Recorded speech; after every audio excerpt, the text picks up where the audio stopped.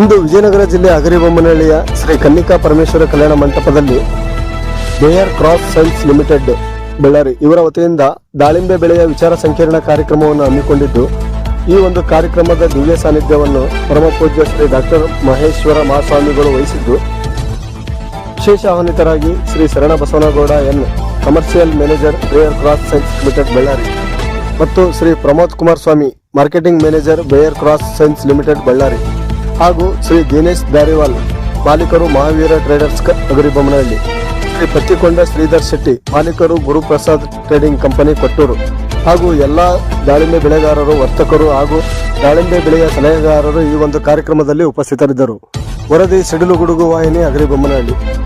ಕೃಷಿ ಬೆಳೆದ್ರೆ ದವಸ ಧಾನ್ಯದ ಕೊರತೆ ಎಷ್ಟಾಯ್ತು, ಒಂದು ತಾಲೂಕಿಂದ ಎಷ್ಟಾಯ್ತು, ಜಿಲ್ಲೆಗೆ ಎಷ್ಟಾಯ್ತು, ರಾಜ್ಯಕ್ಕೆ ಎಷ್ಟಾಯ್ತು, ದೇಶಕ್ಕೆ ಎಷ್ಟಾಯ್ತು, ಆಹಾರ ಕೊರತೆ ಭಾಳ ಆಗ್ತದೆ. ನಾವೊಂದು ಕಾಲಕ್ಕೆ ಇಲ್ಲಿ ನಮ್ಮ ತಾಲೂಕಿನಲ್ಲಿ ಶೇಂಗಾ ಹೆಚ್ಚು ಬೆಳಿತಿದ್ವಿ. ಶೇಂಗಾ, ಸೂರ್ಯಕಾಂತಿ, ನವಣೆ, ಸಜ್ಜಿ, ರಾಗಿ ಅವನ್ನೆಲ್ಲ ಜಾಸ್ತಿ ಬೆಳಿತಿದ್ವಿ. ರಾಗಿ ನಮ್ಮಲ್ಲಿ ಕಡಿಮೆ, ಸಜ್ಜಿ, ಸೂರ್ಯಕಾಂತಿ, DCH ಹತ್ತಿ ಇವೆಲ್ಲ ಬೆಳಿತಿದ್ವಿ. ಒಂದು ತಾಲೂಕಿಂದ ಇಷ್ಟು ಕೊರತೆ ಆದ್ರೆ ರಾಜ್ಯದ ಎಷ್ಟಾಯ್ತು, ದೇಶದ ಎಷ್ಟಾಯ್ತು, ಹಿಂಗೆ ಆಲೋಚನೆ ಮಾಡ್ಬೋದು. ನಾವು ರೈತರು ಎಲ್ಲಿ ಹೇಳ್ತೀವಿ ಅಂತಂದ್ರೆ ಕಂಪ್ನಿಯವರು ಏನೋ ತಪ್ಪು ಮಾಡಲಿಕ್ಕೆ ಸಾಧ್ಯನೇ ಇಲ್ಲ.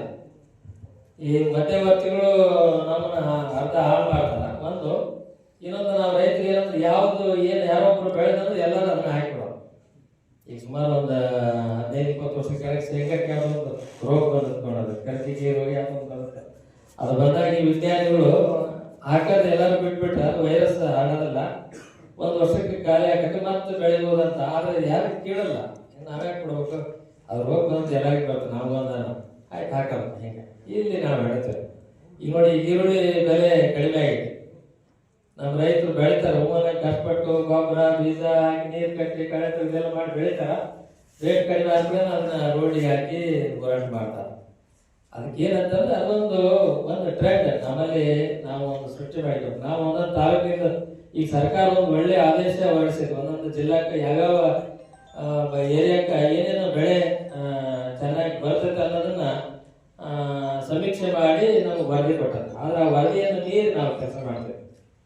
ನಿಮ್ಗೆ ಉದಾಹರಣೆ ಹೇಳ್ಬೇಕಂದ್ರೆ ನಮ್ಮ ಹಗರಿಬೊಮ್ಮನಹಳ್ಳಿ ತಾಲೂಕ 2ನೇ ಸ್ಥಾನದೊಳಗೆ ಹೆಚ್ಚು ಬೋರ್ವೆಲ್ ಇರ್ತಕ್ಕಂಥ ತಾಲೂಕ. ನಾವು ನಮ್ಮ ತಾಲೂಕಿನಲ್ಲಿ ಜಲ್ಡಿ ಮಾಡಿ ಇಟ್ಬಿಟ್ಟೇವೆ. ಇಂಥ ಪರಿಸ್ಥಿತಿ. ಅದರಲ್ಲಿ ವಿಶೇಷವಾಗಿ ದಾಳಿಂಬೆ ನಮ್ಮ ತಾಲೂಕಿನೊಳಗೆ ಹೆಚ್ಚು ಬೆಳಿತೀವಿ. ನಾವು ರಾಜ್ಯದೊಳಗೆ ಹೆಚ್ಚು ಬೆಳೆಯೋದು ನಮ್ಮ ತಾಲೂಕು. ಅದು ಬಹಳ ವಿಶೇಷತೆ, ನಮ್ಗೆ ಬಹಳ ಹೆಮ್ಮೆಯಿಂದ ಹೇಳ್ಕೋಬೇಕು ನಾವು ದಾಳಿಂಬೆ ಬೆಳೆಗಾರರು ಅಂತ ಹೇಳಿ. ಇಲ್ಲಿ ಏನಾಗ್ತದೆ, ಕಂಪ್ನಿಯವರು ಔಷಧಿ ಎಲ್ಲ ತಯಾರು ಮಾಡ್ತಾರೆ, ನಮ್ಮ ರೈತರು ಬಳಸ್ತಾರೆ. ಕೆಲವರು ಅನುಭವದಿಂದ ಈ ನಮ್ಮ ಶಿವಪ್ಪ ಇಂಥವೆಲ್ಲ ಕೆಲವರೆಲ್ಲ ಅನುಭವ ರೈತರು ಚೆನ್ನಾಗಿ ಬೆಳಿತಾರೆ. ಅವರ ಅನುಭವದ ಅರ್ಥ ಒಂದು ಜೊತೆಗೆ ಕಂಪ್ನಿಯವರ ಮಾರ್ಗದರ್ಶನದ ಜೊತೆಗೆ ಚೆನ್ನಾಗಿ ಬೆಳಿತಾರೆ.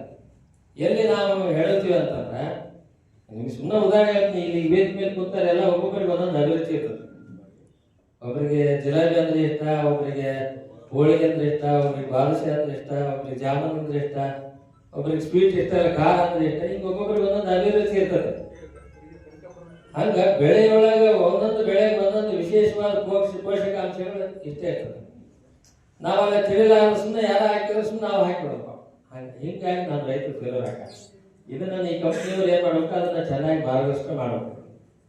ನಾನು ಹೇಳೋದು ಏನು ಅದ್ರ ಅರ್ಥ ಏನಂದ್ರೆ, ಕಂಪ್ನಿ ಔಷಧಿ ತಯಾರು ಮಾಡ್ತದೆ, ಆದ್ರೆ ಯಾವ ಸಮಯಕ್ಕೆ ಯಾವ ಔಷಧಿ ಕೊಡ್ಬೇಕು ಅನ್ನೋದು ನಮ್ಮ ರೈತರು ಅದ ಅನುಭವದಿಂದ ಅಲ್ಲಿ ಫೇಲರ್ ಆಗ್ತಾರೆ. ಅದನ್ನು ನಮ್ಮ ಈ ವಿಜ್ಞಾನಿಗಳು ಮಾರ್ಗದರ್ಶಕರು ಚೆನ್ನಾಗಿ ಮಾರ್ಗದರ್ಶನ ಮಾಡಿದ್ರೆ ಒಳ್ಳೆ ಬೆಳೆಯನ್ನು ಬೆಳೆಯಬಹುದು. ಅಲ್ಲಿ ನಾವು ರೈತರು ಸಕ್ಸಸ್ ಆಗ್ಲಿಕ್ಕೆ ಸಾಧ್ಯತೆ ಇದೆ. ಇನ್ನೊಂದು ಈ ನಾವು ಬೆಳೆಯೊಳಗೆ ಕಾಂಪಿಟೇಷನ್ ಇಲ್ಲ. ನಮ್ಮ ರೈತರು ಔಷಧಿ ಬಳಸೋದ್ರೆ ಕಾಂಪಿಟೇಷನ್ ಐತೆ. ಸುಮ್ಮನೆ ನಾನು ನಿಮಗೆ ಒಂದು ಉದಾಹರಣೆ ಹೇಳ್ತೀನಿ. ನಮ್ಮ ನಂದಿಪುರದ ಒಂದು ಉದಾಹರಣೆ. ನಂದಿಪುರದಾಗ ನಾವು 25 ವರ್ಷದ ಕೆಳಗೆ ನಮ್ಮ ಅಲ್ಲಿ ನಂದಿಪುರ ಭಾಗದಾಗ ರೈತರು ಯಾರು ತರಕಾರಿ ಬೆಳೀತಿದ್ದಲ್ಲ. ಆ ತರಕಾರಿ ಹಗರಿಬೊಮ್ಮನಹಳ್ಳಿ ಬಂದು ಖರೀದಿ ಮಾಡ್ತಿದ್ದೆ, ಮಾರ್ಕೆಟಿಗೆ ಬಂದು ಖರೀದಿ ಮಾಡಿಕೊಂಡು ಜೀವನ ಮಾಡೋ ಪದ್ಧತಿ.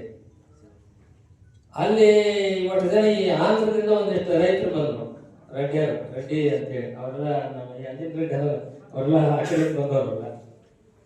ನೇಗಿಲು ಹೋಗಿ ದೇಶದ ಬೆನ್ನೆಲುಬು ಶ್ರಮಿಕ ಕೃಷಿಕ ಕರ್ಮಯೋಗಿ ಕಾಯಕಯೋಗಿ ಕರುಣಾಮಯಿ ಆದಂತಹ ಎಲ್ಲ ನನ್ನ ದಾಳಿಂಬೆ ರೈತ ಬಾಂಧವರಿಗೂ ಮತ್ತು ವೇದಿಕೆ ಮೇಲೆ ಆಶೀರ್ವಾದ ಪೂಜೆಗಳು ಹಾಗೂ ನಮಸ್ಕರಿಸುತ್ತೇನೆ.